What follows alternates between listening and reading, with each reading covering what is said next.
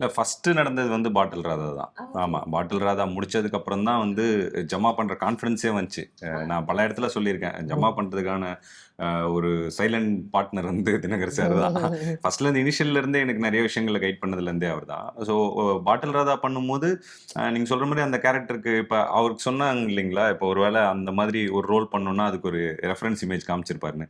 அது மாதிரி எனக்கு ஒரு ரெஃபரன்ஸ் இமேஜ் காமிச்சாரு. நான் அந்த இமேஜை பார்த்தோன்னே சார் கண்டிப்பா இதை அச்சீவ் பண்ண முடியுமான்னு தெரியல சார். அவங்க காலர் போன்னு அவனுக்கு ஃபுல் எலும்பு தெரியுது.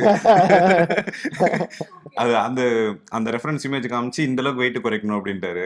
அது கிட்டத்தட்ட மெஷினிஸ்ட்ல கிறிஸ்டியன் பெல் இருக்க மாதிரி இருந்தது. அது ரியலாவே அந்த மாதிரி ஒருத்தர் ஆவடியில இருந்தாங்க. அவரோட ரெஃபரன்ஸ் இந்த கேரக்டர் அப்படி அச்சீவ் பண்ணணும் அப்படின்னு ட்ரை பண்ணோம் மேக்ஸிமம்.